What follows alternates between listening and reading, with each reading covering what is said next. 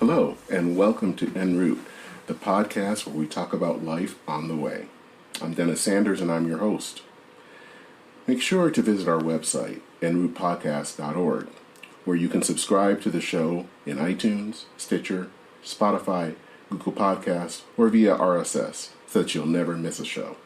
And while you're at it, if you found value in this show, we'd appreciate it if you would rate us on iTunes, or simply tell a friend about the show. That would help us out too.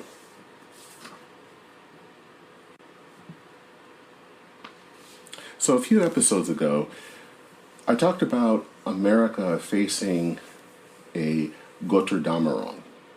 A Götterdämmerung is the collapse of our society.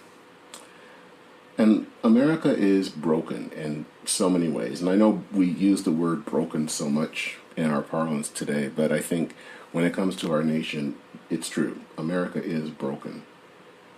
Our social safety net is broken. We are more atomized than ever. We're divided by race and class, and we can't even seem to come together to build infrastructure, let alone tackle a once-in-a-century pandemic. In the latest issue of The Atlantic, writer George Packer talks about how America is actually divided into 4 separate Americas. He talks about Free America, and that's basically the Reagan coalition that was interested more in shrinking government as well as shrinking and loosening other social ties. There's Smart America, a place that is based on the meritocracy and tends to look down on people not like them, especially the working class. There's Real America, which is basically made up of just the white working class. It's suspicious of elites and anyone that's not white. And finally, there is Just America. It's an America that seems to focus on America being a less than perfect society. In fact, to say that it is a very imperfect society and has very little to say on how to fix societal problems, much less why they should be fixed. Each one of these Americas has ripped apart the social fabric, and none have done anything really to try to weave us back together because frankly they're too siloed off from each other to care.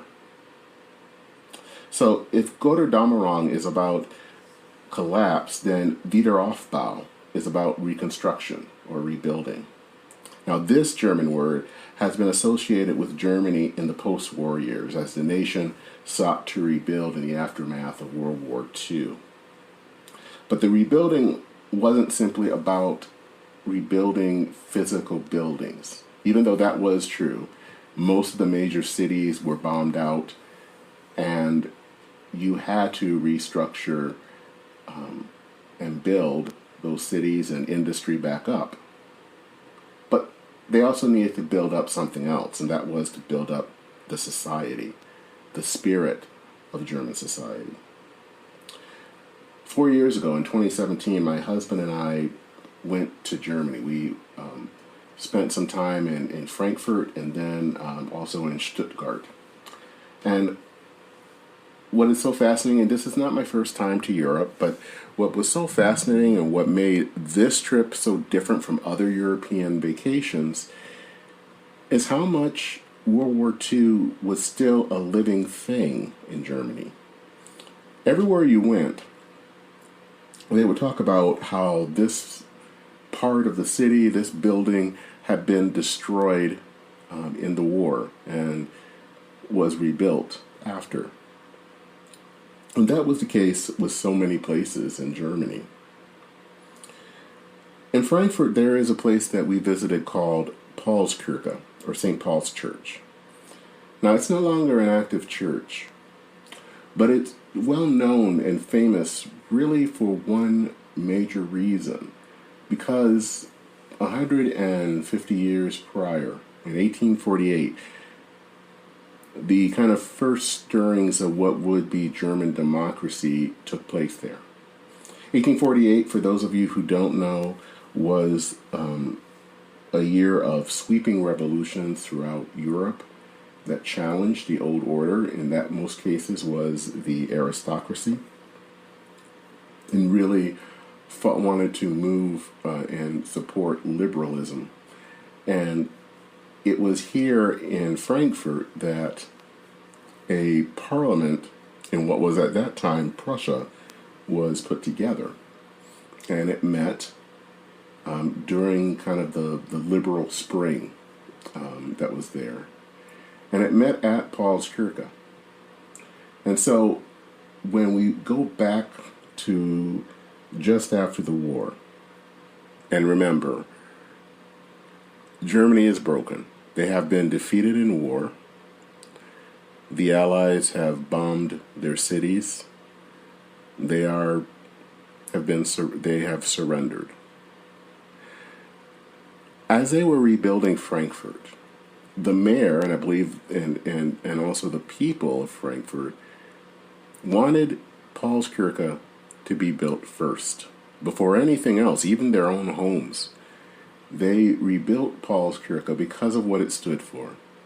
It stood for democracy. And after spending decades in a broken society, broken in the aftermath of World War I, broken during the Weimar Republic, broken especially during the Third Reich, they wanted something that was a symbol of hope.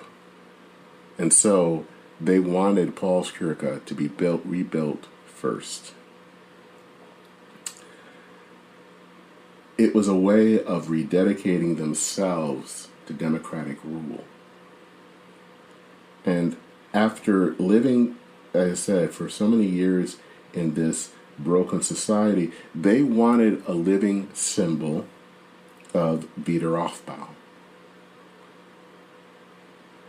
America is not Nazi Germany, so I need to stress that before anyone starts to think I'm saying that this is Nazi Germany.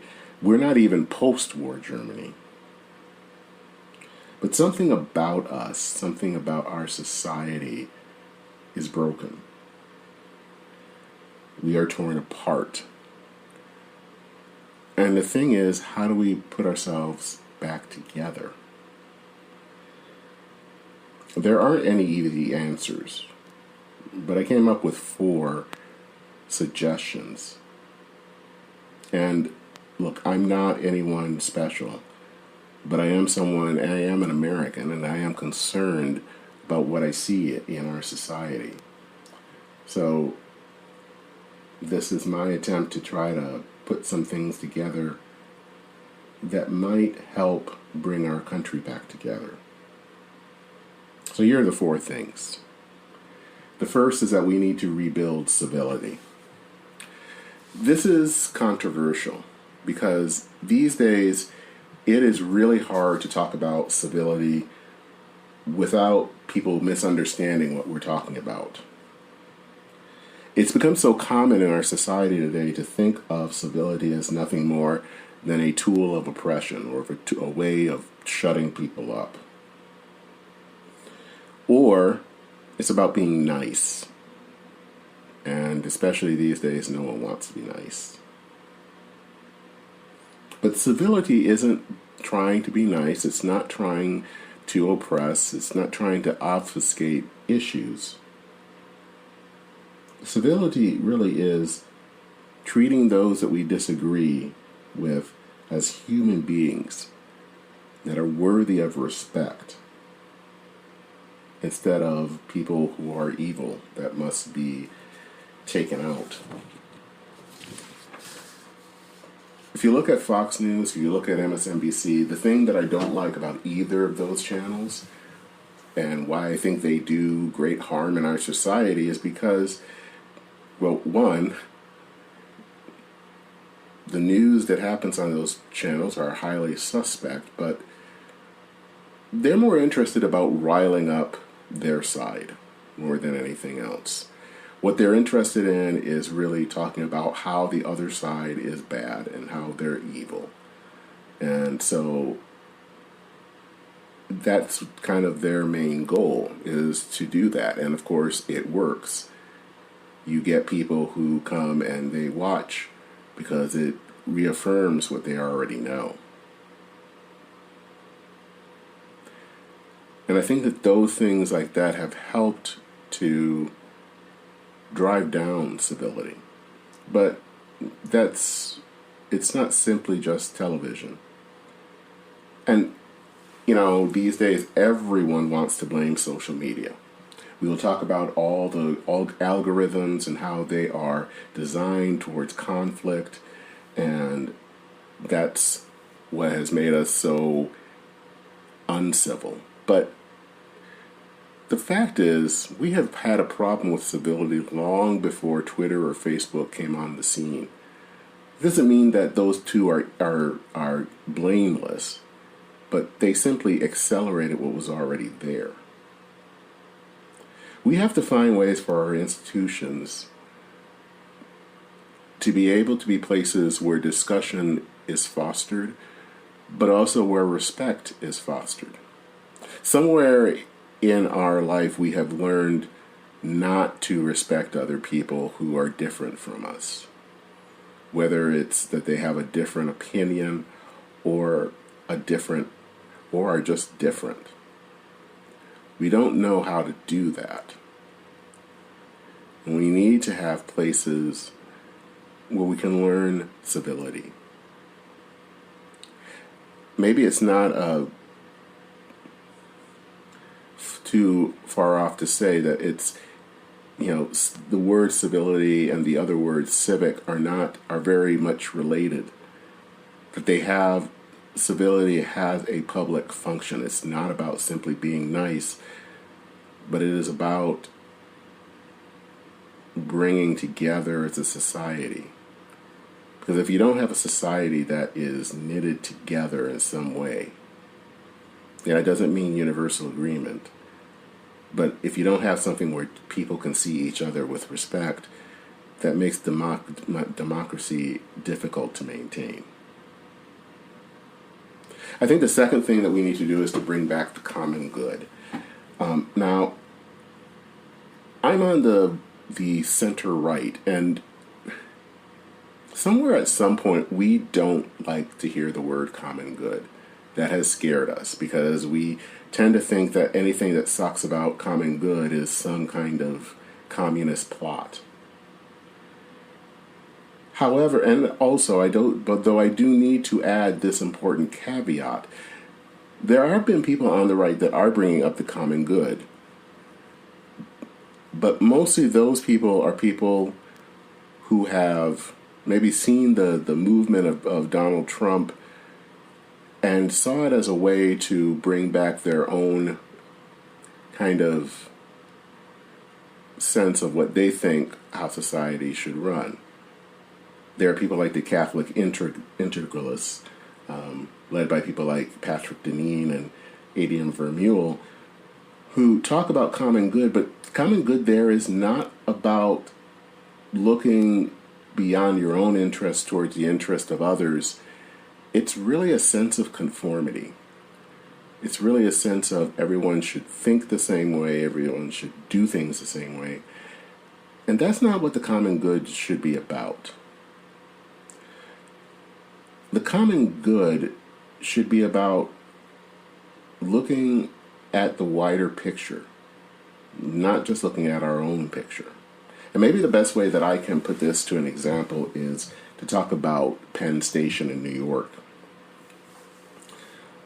If you have ever been to New York, and you've ever been through Penn Station, you know what it looks like. Now, Penn Station, years ago, at the turn of the last century, a building was built. It was a very beautiful building for the main station in the city. Unfortunately, that building was torn down in the 1960s, and in its place was built a station that was built underground. And it was not much to look at. You get off the train, and it's kind of dingy. It feels like you stepped into 1976 in New York. And I don't mean that in a good way. And so there have been over the years a move to rebuild and repair and help Penn Station have a new look. And there is an article I will put in the show notes that tells you a little bit about that process, but also it begins with an interesting story and in some ways talks about and then sums up America right now. But they wanted to build a train hall that was kind of almost like a terminal where people can come in, they would get ticketing, and then have stairs that would go to the train. It took nearly 30 years for that to get built. To understand why it took so long, you have to go back to the 1970s. And there were great efforts through government to really make sure that when big infrastructure projects were being built, that people's voices were being heard. Because there were people like Robert Moses, the great who's been called the master builder. He built a lot of public works projects. He would build projects, and they were beautiful projects, but they always came at a cost in some ways, because they would sometimes build over people's houses and neighborhoods, and all those places were literally plowed under for his projects to be built. Add in how many freeways that were built into cities usually were built over African American neighborhoods. That is something I've talked about here in Minnesota. A black neighborhood in St. Paul, Rondo, was basically destroyed to put in Interstate 94. So there were, people's hearts were in the right places. They wanted to make sure that these projects were built with some sense of care. But as it always happens, what was intended was not how it turned out. Different groups with different interests now were able, because of the changes, to come in to block the process. There was no sense in making sure voices were heard. It was simply to block things. And Penn Station was just one example. In fact, they wanted to use the main post office, which was built by the next door to what was the old Penn Station, to use it, most of it, for the train hall. And for many years, the Postal Service blocked it. And there were other interests that blocked it as well. And this story was not simply just about what now is the Moynihan Train Hall, which just finally opened up this year. It was really basically a stand-in for other projects because, and I found this interesting, in New York City alone, since the 1960s, there had not been any major public works project built. So for nearly over 50 years, nothing had been built. And when they were built, and there were some built, it was because of basically 9/11. You had to have a bunch of terrorists to basically have a public works project. And that is the problem all around the country, that we aren't able to build the projects that we used to build because these laws that were built, that were designed to make sure that people were able to at least have their voices heard, to make sure that we didn't run roughshod, became ways of blocking any type of project. And it's an example that we were all divided into our own interests.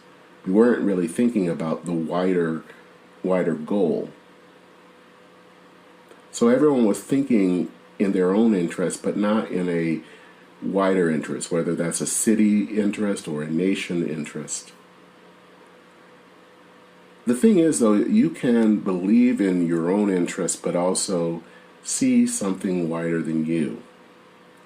You can look about how your self-interest is tied into the self-interest of someone else. But to do that, we have to have a wider scope. And I think a problem in our America today is that we can't really see beyond our own view. So the third thing that we need is to rebuild bipartisanship. Now, we always talk about that it would be nice if we were more bipartisan, and that if we do this and that, maybe in Congress sit with one another, we can restore bipartisanship. But bipartisanship isn't about being nice to one another. It's really about creating those spaces, those structures that allow for bipartisanship to happen. The reason in the 1950s, 60s, and 70s there was more bipartisanship than there has been in recent years is because there were certain things that happened and certain structures that made it possible. Obviously, the most obvious one is is World War II. Many of the people who came in and to serve in Congress after World War II were people who served in the Army or in the military. So they all had a common goal, a shared purpose. And so they didn't look at each other as liberals and conservatives. They looked at each other as fellow Americans. The second thing is that many of the legislators lived in D.C., and so they were able to build, to buy homes, and in this case, back then, because it was mostly men, their wives got together. There were things that brought people together, and then that spilled over into legislation. And then finally, the one that I think is the most important is that there were factions within the parties. The parties weren't monolithic. There were different groups within the parties that all spoke, that forced, of course, cooperation within the parties, but it also meant that if they couldn't get something within the party, they could go to a faction in the other party to see if something could be worked out. And so you had a lot of cross-partisan initiatives happening because there were these institutions, these middle ways that allowed for people to come together and talk.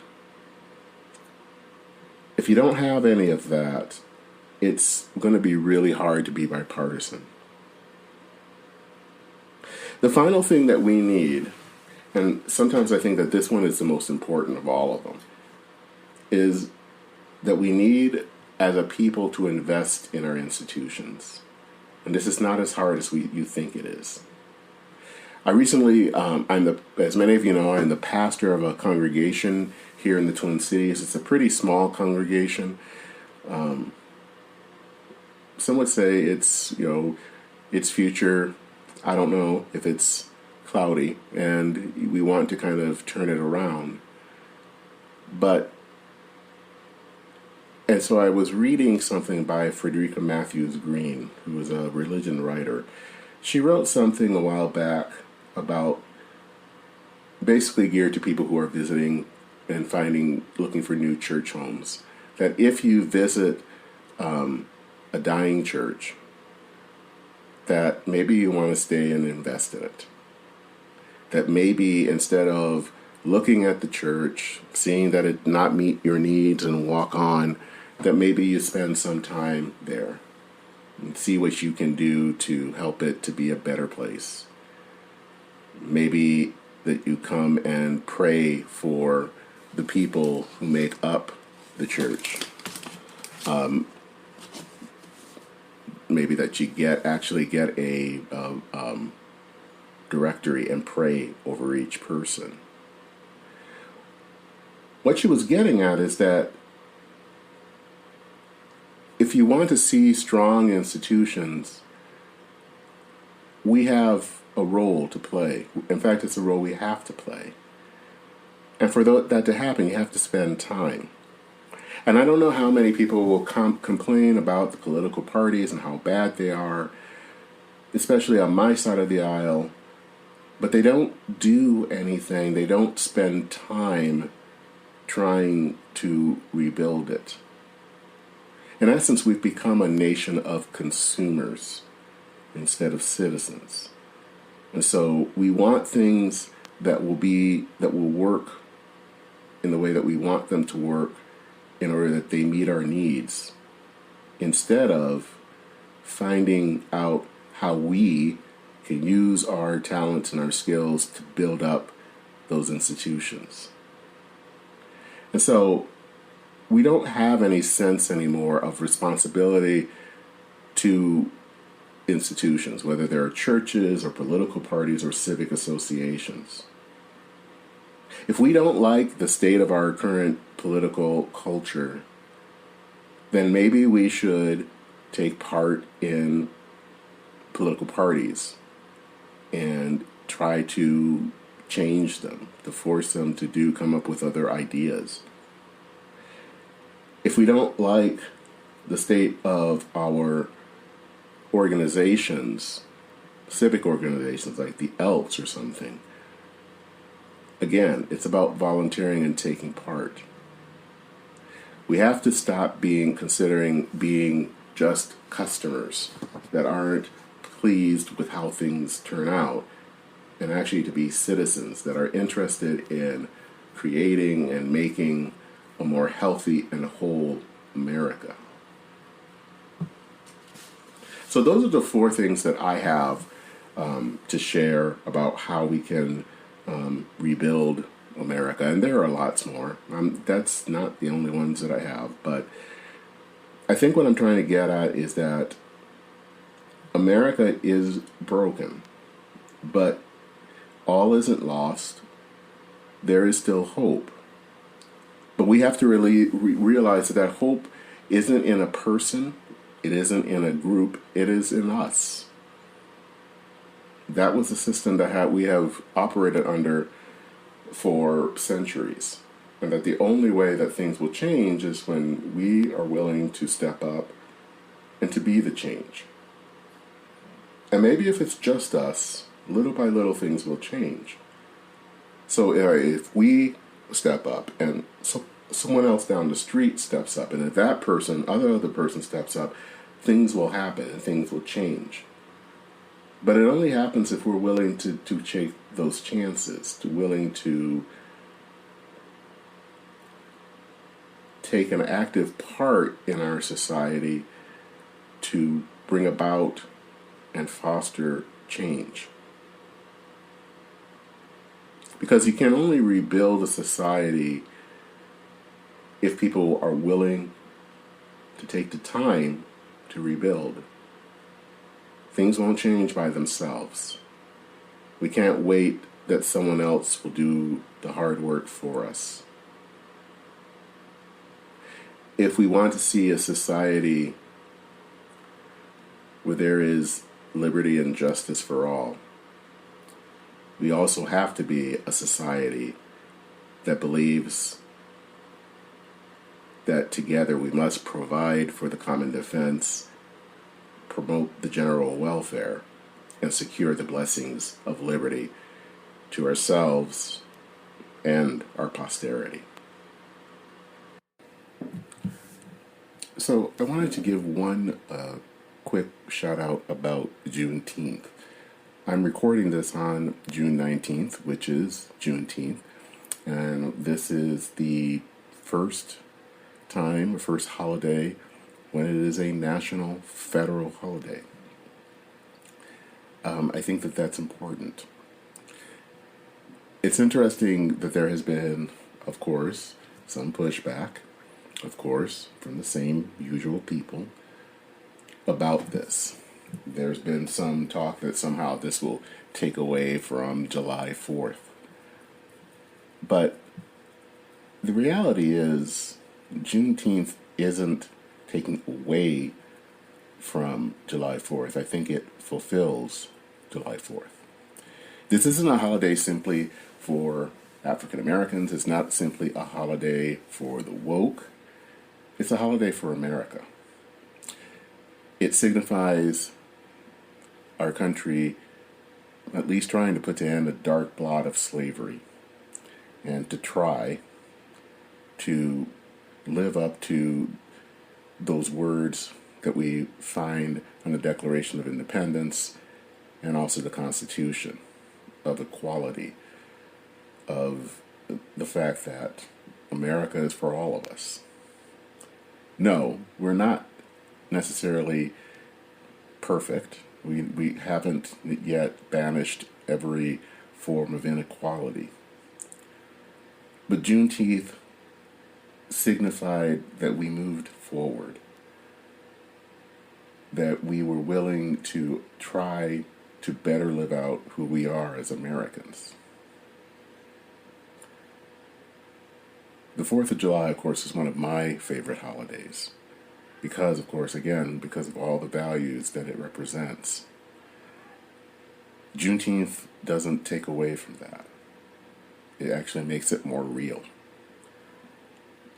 Of course, it's more personal for me as an African American who has obviously relatives, if you go far back enough, that were slaves. And so the fact that this symbolizes their freedom matters. But it isn't a holiday just for African Americans. It is a holiday for all of us. And it's also a way to spur us on so that we can be a nation that can truly live up to those words that are found in the Pledge of Allegiance. That we can be a nation that is indivisible, with liberty, and with justice for all.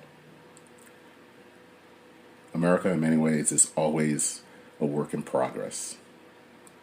We have never really been someone that comes out all perfect. And in some ways, I think that's good. Because no nation is perfect. No nation is complete. We are always working towards being better, being more whole, to truly be that city on a shining hill. We're not totally there yet, but we're close. And the fact that this holiday is now a holiday for everyone brings us one step closer. With that, I conclude this episode of En Route. Thank you for listening. Again, if you are, please go to our website, enroutepodcast.org. There you can either listen to the podcast on our website, but even better, click on one of the subscribe buttons to the different services, whether it's iTunes, Apple Podcasts, Stitcher, Spotify, excuse me, Google Podcasts or RSS, and subscribe so that you won't miss a show. And also, please consider leaving a rating if you find this show has been valuable. If you have any questions, feel free to leave a message. Again, you can do that at our website. My name is Dennis Sanders. I hope that you enjoyed this episode of En Route, where we talk about life along the way. My name is Dennis Sanders. Take care and Godspeed.